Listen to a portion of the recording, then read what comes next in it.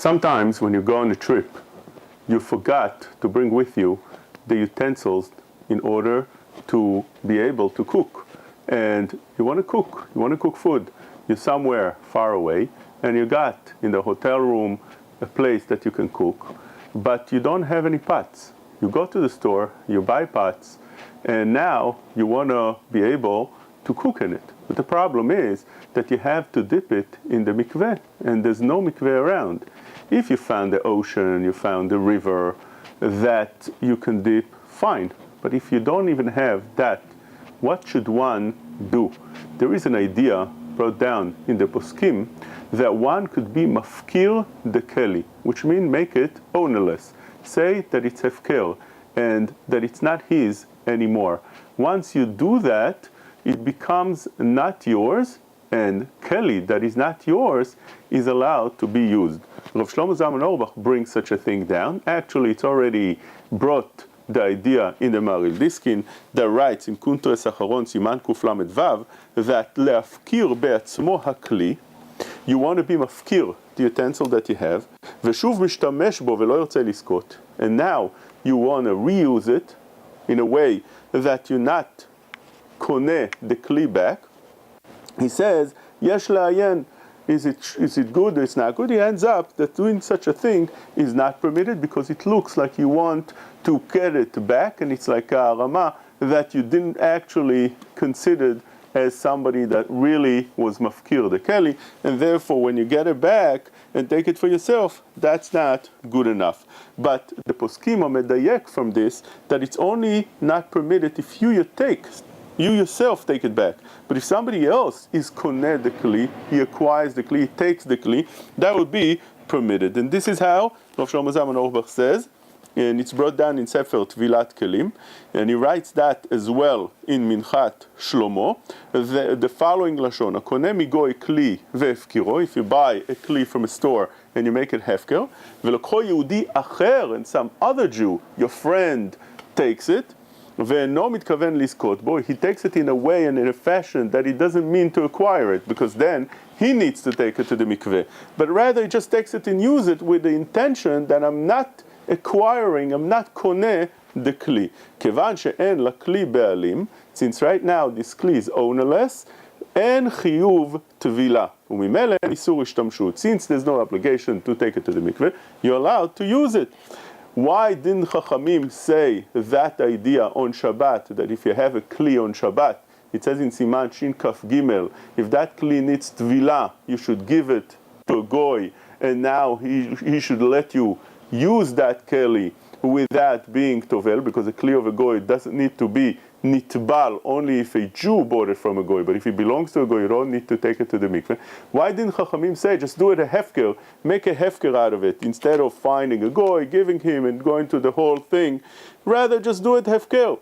He says, לעניין שבת לא נתנו עצה להפקיר, אף שרבו המתירים להפקיר בשבת, היינו מפני שעל ידי השתמשות הוא נראה כחוזר וזוכה.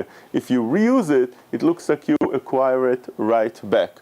Miu, he said, you could allow such a thing in such a place that you have no other way. And therefore over here, that you have no other way to do it, you have a keli, you want to use it, you want to cook in it, and you don't have a place to dip it, and you don't want to start looking for a goy to do such a maaseh kinyan. So one is allowed to be mafkir the keli. And this is how also it brings down in Mishneh Halachot, although he argues on Rav Shlomo Zalman Auerbach, he says that you can't use that idea, but he agrees that you have no other way, one should use that idea of doing hefker. Also he says that those aluminum trays that you use, that's questionable. Do you need tvila or it doesn't need tvila? Although you don't use it permanently, you use it 1, 2, 3 times. Most of the poskim say it doesn't need tvila. According to Chacham Ovadia, it does need to be nitbal in the mikveh. Rav Eliashiv says one should smash it in such a way, those rims around it, in such a way that it can't be used anymore as a normal tray, and then you pick it up, so it's considered like a keli that you made it. But says the Mishneh Halachot, Rav Menashe Klein Zatzal, that one could just make it hefker, and then that will be permitted for such a thing, or you could do such a hefker in a place that you have no other way to use that kli. And obviously, it's only for a temporary thing until one is out back in his house, and then he should take it regularly to the mikveh, be koneh the keli, and intend that it's his keli and take it to the mikveh. But to use it in such a way when you're on a trip, that could be that it's permitted. One might think that maybe doing such a thing of being mafkir is mafkia atzmo min mitzvot, which means you're trying to find ways not to obligate yourself in mitzvot, which we found in many places that it's not allowed to be mafkia atzmo min mitzvot. Like for instance, you're not allowed intentionally to make less than the shiur chala in order to not be mafrish chala, and so on and so forth. There's many other places in Chazal and in the Shulchan Aruch that we see that one is not permitted to do such a thing, to be mafkia atzmo min mitzvot. But says the Sefer Torah Lishmach Ben Ish Chai in She'ela Shinun Vav that only true when you have no real intention, no honest intention of doing such a thing. But if your intention to do such a thing is something that you trying to get away from being nichshal in avera, like for instance, when a person wants to hire a worker, and he knows that if he hires a worker himself, he might not be able to pay him that same day, and then he's violating the isur of be'omot iten scharo, pay him exactly on that day that he worked. He worked today, you have to pay him today. If he's a week worker, which means he gets paid weekly, on the day that the week is done, he has to be paid. And you can't delay it till the night, it has to be in the day. And if he works at night, you have to pay him at night and not wait till the day.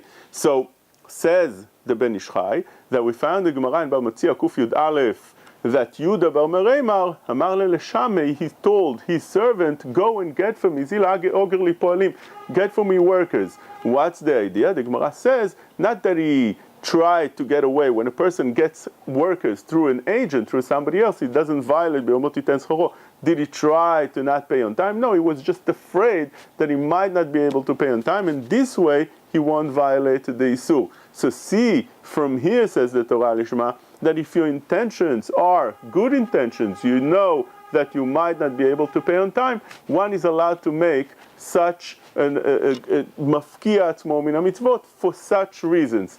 The same thing here. Since you're in a place that you can't really take it to the mikveh, your intention is to take it to the mikveh as soon as you can.